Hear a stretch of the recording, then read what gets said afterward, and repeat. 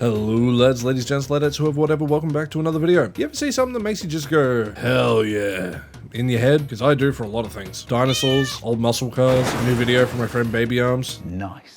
And giant fighting robots. Although as my age continues to grow, and with every passing day I'm technically the furthest from being a child I've ever been, mentally and at heart, I will always be a giant kid. So when it got towards the end of last year and I was working on a list of games I would love to cover for this year, I remembered a little title by the name of MechWarrior 2. With MechWarrior 2 being developed and published by Activision before they started to suck ass, MechWarrior as a series had several different dev teams behind the reins along with a new publisher for pretty much every game until the franchise settled with the current publisher Piranha Games.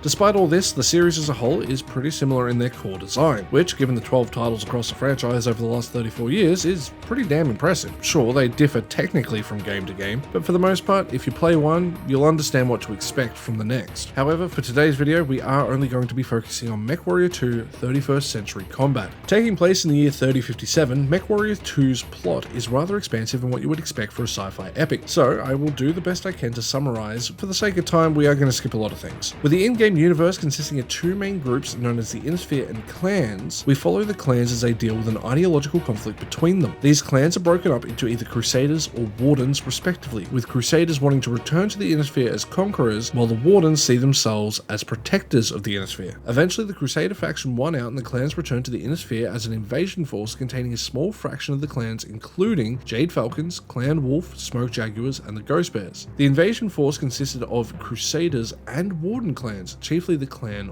Wolf. The Wardens participated in an attempt to mitigate the damage caused by these Crusader clans, eventually leading to the Falcons and Wolves fighting as the Wolves wish to protect the Innisphere. It sounds like a lot, and that's because it is. The plot is honestly on par with the scale of something like Mass Effect, Halo, or StarCraft. Speaking of Halo, if you haven't seen my Halo Combat Evolved video, you should probably go watch that. Wink wink, nudge nudge. As the game released on several different platforms, you'll notice that the game itself can look pretty different based on what you play it on, as you would expect, with the original DOS version being somewhat barren and lacking in overall textures, but once you move to other ports, it starts to shine visually. Though it's not the greatest looking game you'll ever see, the addition of these textures really help things pop and make things look way better. Not only do I think the texture work is pretty damn solid, I actually find the HUD to be pretty much perfect. It really encapsulates the feeling of being a mech pilot. You will notice the enemy mechs also look amazing, which made it pretty clear as to what they wanted the hardware to do, since the skyboxes and ground textures can be a little bit lacking, but having the enemy mechs look as good as possible really helps sell the immersion of what we're doing. With the plot being crazy in depth, what about the gameplay itself?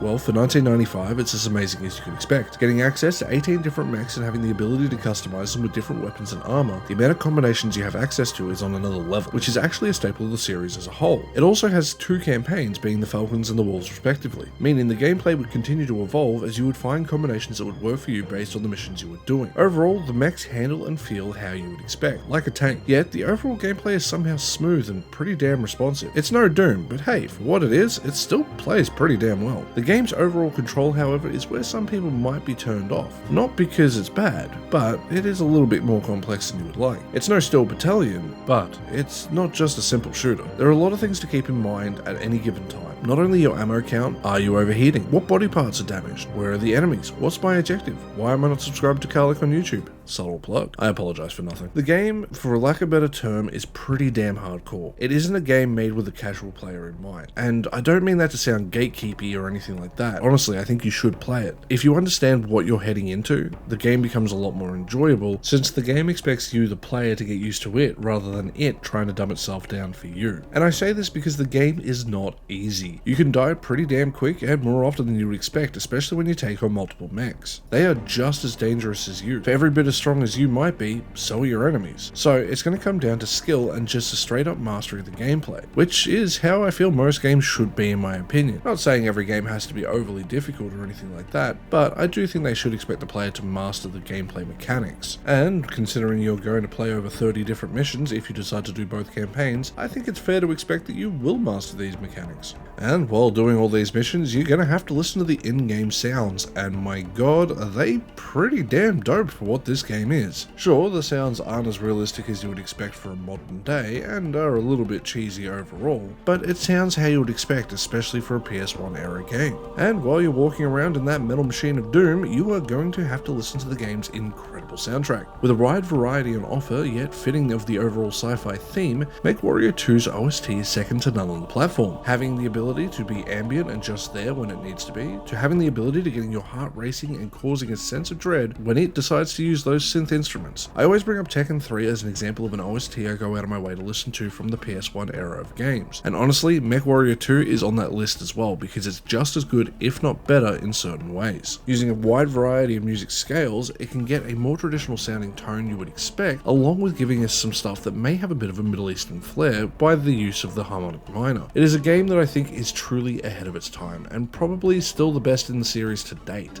And although I'm loving my time with MechWarrior 5, as I do love giant big robots, 2 I think still remains the king. If you have never played a MechWarrior game, but like me, you want that itch in the monkey brain to be scratched, playing a game from this series is a way to go, as you can't really go wrong and it's going to make you go, hell yeah, brother. What? You haven't had enough? Well, there's a couple more things to cover, and that's because we actually had 2 expansions. We had Ghost Bear's Legacy and MechWarrior 2 Mercenaries, with the Mercenaries sub-series actually being one of the more popular sub-series within the entire franchise. However, we're going to go over this relatively quickly, just for the sake of time. With Ghost Bear's Legacy adding in 17 new missions, we actually get quite a lot of new content, and that's not even including MechWarrior 2 Mercenaries. With Ghost Bears adding in actually a little bit of mystery to the actual overall storyline, which is pretty interesting. It's a nice change of pace from just being we're at war. I don't want to spoil things, so you should play it for yourself to find out what I'm talking about. Mercenaries changes up the gameplay, however. Although it still follows the general idea of do mission to unlock next, you actually get the option to do Mercenary Commander mode, which gives the player control of finances and contracts for randomly generated missions, meaning the game theoretically has quite a lot of content here for you to play.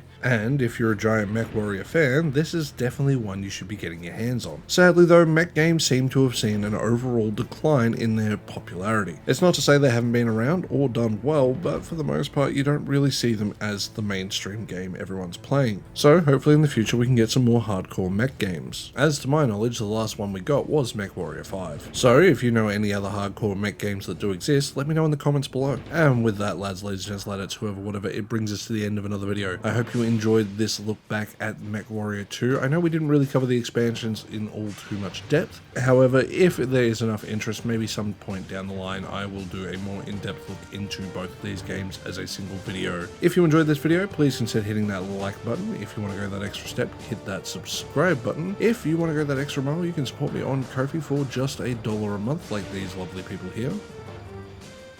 So with all that said, I hope you stay safe out there, and I'll see you guys in the next one. Bye.